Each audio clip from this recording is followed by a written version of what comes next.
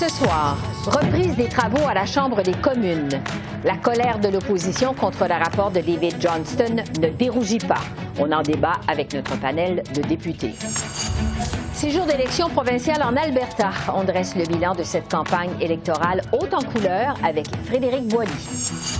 Québec et Ottawa offrent 300 millions à General Motors pour la vallée de la transition énergétique en Mauricie. Le président de la Chambre de commerce et d'industrie de Trois-Rivières, Patrick Massicotte, nous parle de l'impact de cette annonce.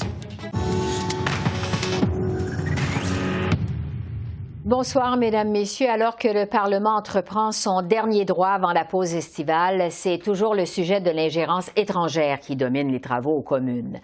Les libéraux ont subi un véritable tir groupé de l'opposition aujourd'hui qui dénonce à l'unanimité le rapport de l'ancien gouverneur général David Johnston, rapport dans lequel il ne recommande pas d'enquête publique. Voici un extrait des échanges. Après que Pékin s'est ingéré dans 2 élections pour aider les premiers ministres, après que Pékin a ciblé plusieurs membres du Parlement avec des menaces, après que Pékin a versé 140 000 $ à la Fondation Trudeau afin d'influencer le premier ministre, il a finalement nommé une rapporteure pour en enquêter. Mais c'est un autre membre de la Fondation Trudeau et un ami du premier ministre qui essaie maintenant de camoufler les vérités. Va-t-il finalement congédier le rapporteur et déclencher une enquête publique? L'honorable ministre des Affaires intergouvernementales. Monsieur le Président, la seule personne ici qui cherche à camoufler la vérité semble être le chef de l'opposition lui-même. Quand on lui a offert, il était membre du conseil privé, on voulait lui offrir accès aux documents les plus sensibles que le rapporteur spécial a vu pour arriver à les conclusions qu'on a rendues publiques la semaine passée. Le chef de l'opposition a refusé parce qu'il préfère, Monsieur le Président, jouer la petite politique sur une question qui touche la démocratie canadienne. Ça devrait être dans l'intérêt de tous les membres de la Chambre des communes d'appuyer des mesures qui vont renforcer nos institutions démocratiques. Maintenant, pour en débattre, je retrouve notre panel de députés. Pour les libéraux, Arif Virani, pour les conservateurs, Luc Berthold, pour le NPD, Peter Julian, et de façon virtuelle pour le Bloc québécois, René Villemur. Bonsoir à vous 4. Bonsoir. Bonsoir. Un des arguments de David Johnston dans son rapport, c'est qu'une enquête publique, c'est tout simplement pas possible parce que les renseignements qui sont concernés sont classés secrets et donc pourraient pas être dévoilés aux Canadiens. Donc, de toute façon, les Canadiens ne pourraient pas être rassurés par une telle enquête. Luc Berthold, je vais commencer par vous, des conservateurs. Qu'est-ce que vous répondez à cet argument du rapporteur spécial? C'est ridicule. Dans le passé, il y a déjà eu des enquêtes publiques sur des dossiers importants en matière de sécurité nationale. Je pense à l'affaire Maher-Arar où il y a eu d'importantes discussions qui se sont déroulées à huis clos devant un juge. Et la différence, c'est que le juge avait la confiance des Canadiens à l'époque. Donc, les gens ont pu juger de la crédibilité du rapport à ce moment-là. Donc, c'est possible de discuter des enjeux de sécurité nationale derrière des portes closes quand tous les partis, tous les parlementaires qui sont impliqués dans l'ingérence dans les élections, dans notre démocratie, sont impliqués dans le choix de la personne. Mais malheureusement, les libéraux ont choisi de faire cavalier seul avec même M. Johnston. Ils ont choisi le véhicule, ils ont choisi le mandat, ils ont choisi le juge et on dirait presque qu'ils ont choisi les conclusions. Pas surprenant qu'il y ait une crise de confiance actuellement. Bon, toujours selon M. Johnston, la situation est beaucoup moins préoccupante que ce qui a été rapporté dans les médias. En fait, il dit même que les renseignements secrets auxquels il a eu accès dressent un portrait différent de ce qui a été rapporté jusqu'à maintenant dans les médias. M. Johnston dit même que les accusations contre les députés Han Dong sont tout simplement fausses.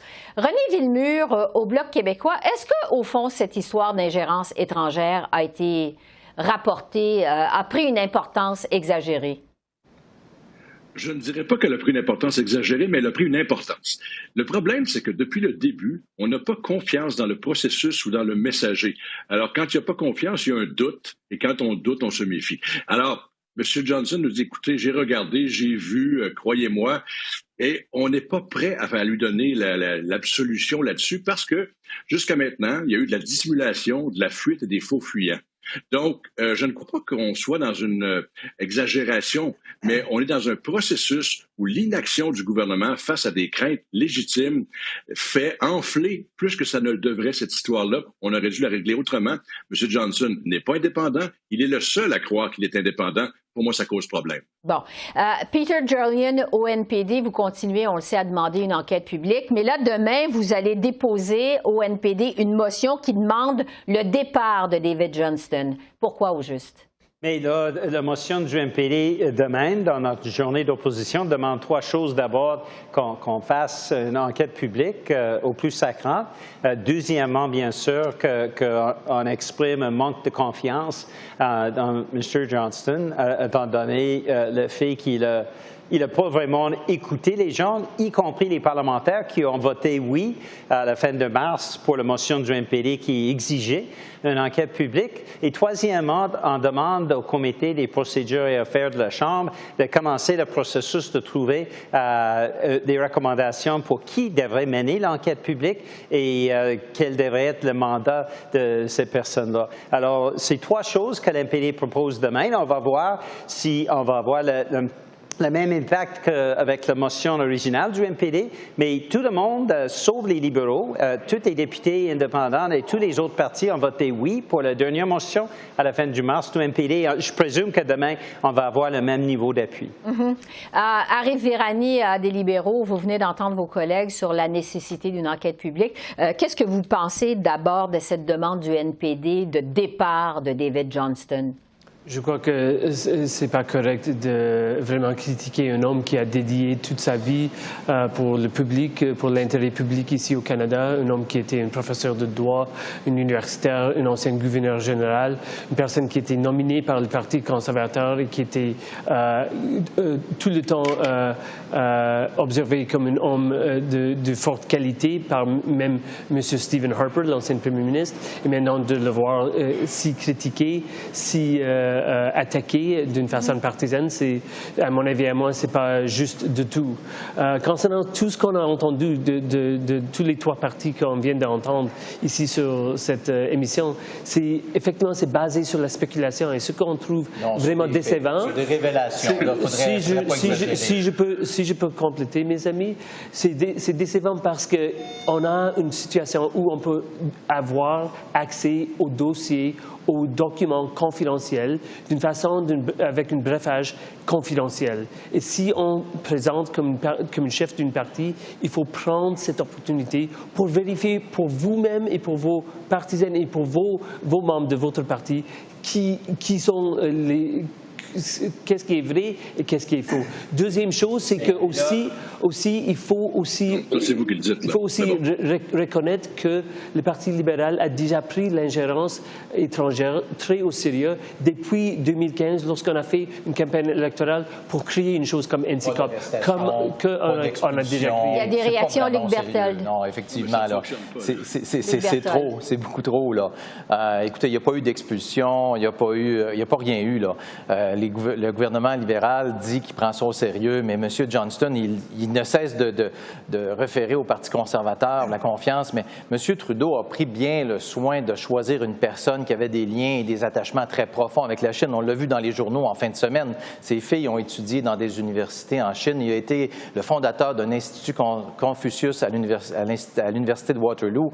Donc, il y a des liens et malheureusement, tous ces liens-là ont brisé la confiance du public envers le processus du premier ministre. Et on se rend compte ultimement que c'était un exercice pour protéger le premier ministre lui-même des conséquences d'une enquête publique indépendante. Mais la vraie question qu'on doit se poser aujourd'hui, c'est demain, est-ce que le NPD va faire de cette motion-là une motion de confiance envers le gouvernement, oui ou non? Parce que c'est le NPD qui a entre les mains les outils pour faire en sorte qu'on ait une enquête publique ou qu'on n'en ait pas. Monsieur Berthold est en train justement d'exposer le jeu des conservateurs qui ont rien fait dans ce dossier-là, sauf jouer des jeux, Jagmeet Singh est le seul chef politique qui va suivre et apprendre tous ces éléments-là. Il fait l'écran de sécurité pour comprendre le dossier. Les deux autres, le Bloc québécois et le Parti conservateur, refusent d'avoir les informations qui sont importantes. Puis en plus, qu'est-ce qu'on dit? Et c'est le contraire des conservateurs et du Bloc québécois qui ont lancé des attaques personnelles contre M. Johnston. Et il faut dire, les conservateurs ont justement engagé M. Johnston dans le passé. Nous, qu'est-ce qu'on dit? C'est qu'on n'est pas d'accord avec les conclusions de M. Johnston. On ne reproche pas au niveau personnel. On dit simplement qu'on n'est pas d'accord, qu'il n'a pas pris en considération le vote de la Chambre des communes qui a été suite au NPD, justement. Et pour cette raison-là, il nous faut une enquête publique au plus sacrante. C'est normal et c'est le proche adulte du NPD. Bon, René Villemure, il nous reste 30 secondes. Terminé. Il y a deux éléments qu'il faut regarder. On ne critique pas M. Johnson pour son passé, on le critique pour son présent. C'est la première des choses. Et deuxièmement, le problème qu'il y a, c'est que si nous, on refuse d'aller voir l'information confidentielle parce qu'on ne veut pas être pris avec un vœu de silence à perpétuité. Qu'allez-vous faire, M. Julian, si votre chef découvre quelque chose d'inadmissible, qu'il en parle à vos amis libéraux et qu'ils ne font rien? Qu'allez-vous faire à ce moment-là? Alors, c'est une super bonne question. Comme on a déjà dit, on va suivre, on va apprendre des choses et on va insister sur une enquête publique. Puis le gouvernement a justement l'obligation de mettre en place cette enquête publique. Alors nous, on va continuer à travailler. On ne va pas jouer des jeux comme M. Poilievre, qui agit comme un enfant terrible. M.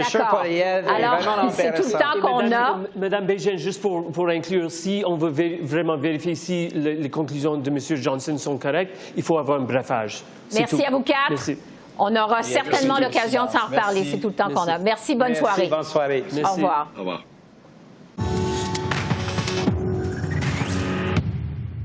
Ces jours d'élection en Alberta, après un mois de campagne, on saura enfin ce soir qui va former le prochain gouvernement. Ça se joue entre le Parti conservateur uni de Danielle Smith et le NPD de Rachel Notley. Alors, pour en discuter, je rejoins sur place le politologue Frédéric Boily de l'Université de l'Alberta. Bonsoir, Frédéric. Bonsoir. C'est une élection qui est très serrée, on le sait. Selon deux nouveaux sondages, le Parti conservateur uni se dirige vers un gouvernement majoritaire. Par contre, le dernier coup de sonde d'Abacus nous dit que les conservateurs recueillent 49 des votes, le NPD 48 Je vous demande d'abord, est-ce qu'on pourrait avoir des surprises ce soir? Oui, les surprises sont encore possibles parce que même les sondages qui montrent les conservateurs unis en avance, lorsqu'on va un peu plus dans le détail, et dans le détail, ça veut dire de regarder surtout du côté de Calgary, on s'aperçoit que parfois c'est même très serré et à tel point qu'on a presque une égalité statistique. Par conséquent, ça va se jouer du côté de Calgary de circonscription en circonscription et les moindres pourcentages pourraient favoriser une formation ou l'autre dans certaines circonscriptions, surtout que une autre donnée absolument intéressante dans tous les sondages, c'est que les tiers partis sont pratiquement disparus de la carte. Ça serait une grande surprise là, ce soir de voir un tiers parti avoir plus de 5% des voix et il n'y a rien qui indique ça. Donc, ça veut dire qu'il y a un réservoir de vote du côté du Parti albertain, du côté du Parti libéral, pour ce qui en reste, et même peut-être du côté des Verts, qui pourrait être disponible ou bien pour les néo-démocrates ou bien même pour le Parti conservateur uni s'il veut aller chercher des électeurs un peu plus centristes. Donc, c'est pourquoi les surprises sont toujours possibles ce soir. Et une autre surprise, même avec une victoire des conservateurs unis, il est à peu près acquis qu'il y a des ministres du côté de Calgary qui sont en danger et qui pourraient perdre leur siège. Ouais. Sur le fait, Frédéric, que les Albertains ont participé de façon record au vote par anticipation, il y a plus de 750 000 électeurs sur les 2,8 millions en Alberta qui ont déjà voté. Comment on peut interpréter cette participation record? Bon, d'abord, je pense que c'est dans les mœurs électorales maintenant que le vote par anticipation est une journée normale pour aller voter, donc c'est pas simplement le jour du vote. Mais hormis ça, je pense aussi qu'il y a le fait que l'élection est serrée. On avait assisté à une montée du taux de participation lors de la dernière élection en 2019, une recrudescence même très importante. Et là, j'ai l'impression qu'on risque aussi d'être dans les mêmes eaux et donc que le vote par anticipation, les deux formations politiques ont fait beaucoup de travail pour amener leurs électeurs, leurs partisans à voter avant la dernière fin de semaine notamment, pour éviter qu'on change son vote, mais aussi pour faire le plein de vote. Je pense que on dit souvent qu'au Canada, dans certaines élections, on a l'impression que les électeurs ont l'impression que leur vote ne compte pas. Eh bien là, maintenant, avec une élection aussi serrée, beaucoup d'électeurs aussi doivent penser que leur vote peut compter, et comme je l'ai mentionné, du côté de Calgary notamment. Bon, vous le disiez justement parce que l'élection se joue du côté de Calgary, qui compte le gros des 87 sièges à l'Assemblée législative. D'ailleurs, les deux chefs ont passé beaucoup de temps à faire campagne à Calgary. Est-ce qu'il y a un des deux partis qui a réussi à se démarquer auprès des électeurs de la métropole? Si on en croit les sondages, justement, c'est encore une question qui demande à être répondue avec le vote de ce soir. C'est-à-dire que c'est pas tout à fait clair que les conservateurs unis sont parvenus à imposer l'idée que l'élection se jouait sur les questions économiques, se jouait sur la question aussi de l'aréna que les conservateurs unis veulent appuyer avec la construction. On a mis 330 millions là, sur la table, alors que les néo-démocrates, eux aussi, veulent revitaliser le centre-ville. Mais les néo-démocrates, leur campagne étant davantage basée sur la figure même de Danielle Smith, c'est-à-dire comme figure repoussoire. Est-ce qu'ils sont parvenus à imposer cette thématique de campagne-là auprès des électeurs conservateurs un peu plus progressistes, comme il y en a beaucoup du côté de Calgary?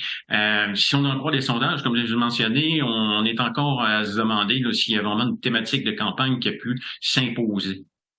Pendant la campagne électorale, il y a eu, on le sait, les feux de forêt qui ont ravagé la province. Danielle Smith, d'ailleurs, a dû s'absenter à cause de ces feux de forêt. Qu'est-ce que vous avez pensé de la stratégie de campagne de Danielle Smith? Elle qui est abonnée à la controverse, est-ce qu'elle a réussi à s'en sortir sans trop de controverses, justement?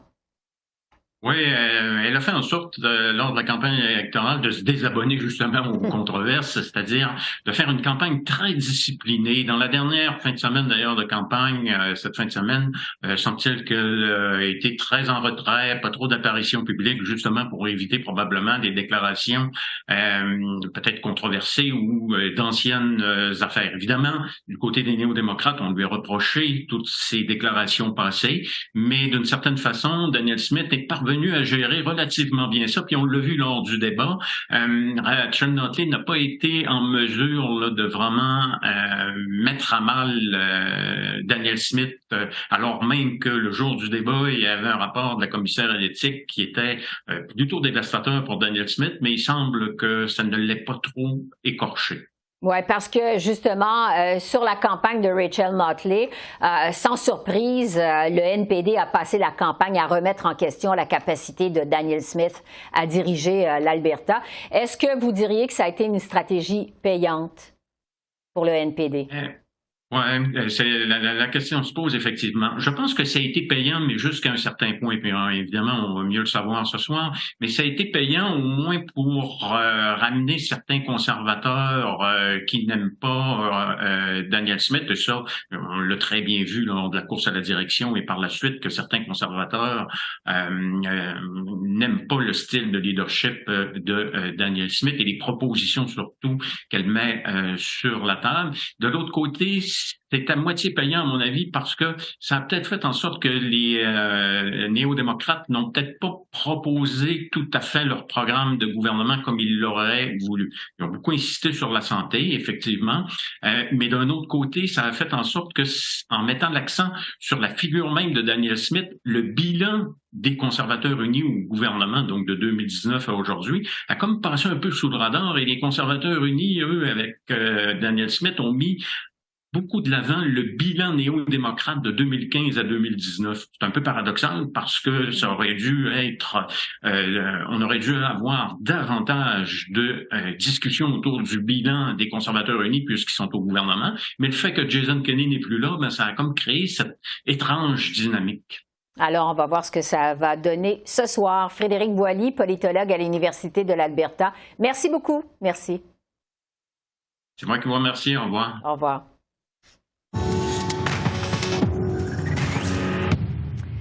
Québec et Ottawa offrent 300 millions de dollars à General Motors pour le développement d'une filière québécoise des batteries. Cette somme va servir à financer la moitié de l'usine de composants construite par GM dans ce qui est appelé la vallée de la transition énergétique, une zone délimitée par les villes de Bécancour, de Trois-Rivières et de Shawinigan. L'arrivée de GM et d'un partenaire sud-coréen avait déjà été annoncée il y a un peu plus d'un an, mais la question de l'aide financière restait à préciser. On est ici aujourd'hui pour célébrer une étape importante pour bâtir l'écosystème des batteries au Québec.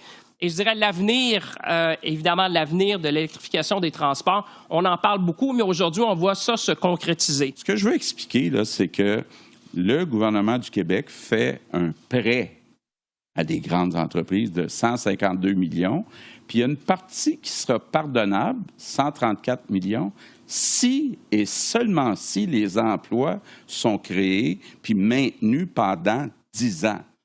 Donc, soyons clairs, là, c'est gagnant-gagnant, dans le fond. Et pour parler de cette annonce et de ce que ça représente pour la région de la Mauricie, je retrouve Patrick Massicotte, qui est président de la Chambre de commerce et d'industrie de Trois-Rivières. Bonsoir, M. Massicotte. Bonsoir. L'arrivée de GM et de son partenaire sud-coréen POSCO, ça avait déjà été annoncé il y a environ 1 an et demi. En fait, ce qu'on apprend aujourd'hui, c'est que les 2 paliers de gouvernement vont débloquer chacun environ 150 millions de dollars. Je vous demanderais d'abord à quoi ça va servir l'argent exactement? En fait, c'est des investissements majeurs qui vont être faits à Bécancour même. Donc, une usine qui cadre tout simplement dans la vallée de transition énergétique qui a été annoncée aujourd'hui même. Donc, c'est la création quand même de 200 emplois qui va se faire en région avec cette nouvelle usine-là. C'est une annonce très importante qui s'inscrit dans une séquence d'annonces qui va se faire au cours des prochains mois. Lorsqu'on pense à la vallée de transition énergétique, à la base, là, c'est 3 points importants. Donc, l'électrification des transports, on pense à la filière batterie et la production d'hydrogène vert. Mm-hmm. Donc, il va y avoir des grandes industries qui vont venir s'intégrer dans cet nouvel écosystème-là. Donc, on est en train, tranquillement pas vite, de positionner la Mauricie et le centre du Québec comme un leader à l'échelle mondiale. Oui, parce que, comme vous le dites, c'est une étape finalement qu'on annonce aujourd'hui. On sait que le gouvernement du Québec veut établir ce qu'on appelle, et vous en parliez il y a un instant, la vallée de la transition énergétique, qui est une zone d'innovation délimitée par les villes de Bécancour, de Trois-Rivières et de Shawinigan. Qu'est-ce que ça veut dire pour une région comme la vôtre qui, comme on le sait, dans le passé a été l'une des régions les plus affectées par les problèmes de chômage, je dirais des problèmes chroniques au Québec? Effectivement, quand on pense aux dernières années, on peut penser à l'annonce de la fermeture de la centrale de Gentilly à Bécancour. On peut penser aussi à la fermeture de Belgo à Shawinigan, qui a eu des répercussions extrêmement importantes sur l'économie de la région. On a atteint des taux de chômage assez importants, mais ça a créé quand même la région à vouloir se réinventer. Quand on parle d'innovation, quand on pense à nos universités, donc je pense à l'Université du Québec à Trois-Rivières, à nos cégeps, à nos collèges, qui font en sorte qu'ils ont amené des chaires de recherche, etc. Donc, on est beaucoup il y a eu beaucoup de création de PME. Et là, on est en train de se réinventer et d'avancer dans devenir, comme que je disais un peu plus tôt, là, des leaders mondiaux en termes d'énergie renouvelable et vert. Ouais. Dans le cadre de cette vallée de la transition énergétique, il y a donc d'autres investissements à venir. On s'attend donc à une certaine effervescence dans votre région. Votre région va devenir plus attractive. Qu'est-ce que ça pose comme enjeu pour Trois-Rivières? En fait, pour toute la région, le premier enjeu principal, je dirais, c'est la main-d'œuvre. On ne fait pas de cachette, on est en pénurie de main-d'œuvre à l'heure actuelle. Donc, nos entreprises, présentement, ne veulent pas que leurs employés puissent quitter pour ces grandes infrastructures-là. Donc, ça va appeler à nos entreprises d'innover, s'organiser, d'être le plus... quand on parle d'automatisation, quand on parle de robotisation, donc on doit être efficace et on doit innover aussi dans notre façon de gérer notre personnel. Et quand on pense à ces investissements-là dans les prochaines années, on entend parler de 10 000 emplois potentiels, ce qui amène 10 000 familles à venir s'installer dans notre région. Ça amène des enjeux potentiels au niveau des infrastructures. Quand on pense même au CPE ou à nos écoles dans nos régions, on va devenir une région très attrayante pour les emplois. Donc, il va falloir se réunir, se mobiliser pour trouver des solutions en lien avec cet enjeu de main-d'œuvre-là dans les prochaines années. Oui, justement, est-ce que la Chambre de commerce de Trois-Rivières a un plan précis pour les prochaines années? C'est sûr qu'on a comme objectif, premièrement, de mobiliser. En tant que Chambre de commerce, c'est un on veut mobiliser, on veut informer nos membres, on veut informer l'ensemble de la population à toutes ces... Et en se mobilisant l'ensemble de la région ensemble, donc ça va être de cette façon-là qu'on va être capable de trouver des idées, d'innover et d'avancer ensemble. Et pour avoir assisté à la conférence de presse de cet après-midi, c'était tellement beau de voir l'ensemble de la région réunie et fière de ce qui s'en vient dans les prochaines années. Oui, c'est ça. En fait, comme on dit, vous faites face à des beaux problèmes, finalement. Oui. Patrick Mascotte, je rappelle que vous êtes président de la Chambre de commerce et d'industrie de Trois-Rivières. Merci beaucoup. Merci de votre temps. Ça fait plaisir. Bonne soirée. Au revoir. Et en terminant, la classe politique à Ottawa a rendu hommage à l'acteur québécois Michel Côté, qui s'est éteint ce matin à l'âge de 72 ans. Les principaux partis politiques ont tenu à souligner cet après-midi à la Chambre des communes son apport inestimable à la culture québécoise au cours des 50 dernières années. Figure illustre du cinéma, Michel Côté s'était entre autres démarqué dans de nombreuses séries et films, dont Cruising Bar et Crazy de Jean-Marc Vallée. Voici l'hommage que lui a rendu le député du Bloc québécois, Denis Trudel, qui fut lui-même comédien et qui a joué à ses côtés. Nous venons d'en perdre un grand aujourd'hui. Michel Côté nous a quittés. Et celui qui nous a tellement fait rire nous brise le cœur en nous quittant comme ça. Une carrière spectaculaire. D'abord avec Marcel Gauthier et Marc Messier, Brou, la pièce de théâtre la plus populaire de toute l'histoire du Québec. 6 millions de personnes sont allées la voir, phénoménal. Et puis à la télé, Omerta, La Petite Vie, Pierre Gauthier, Jean-Loup, 2 personnages aux antipodes à qui nous nous sommes attachés.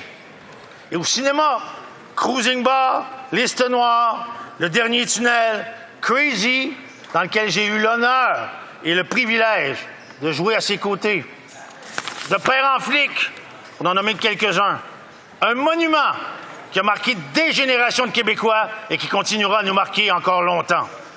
La colonie artistique du Québec vient de perdre un de ses plus extraordinaires représentants. À sa famille, à ses amis, à ses proches, au public québécois, j'offre nos plus sincères condoléances.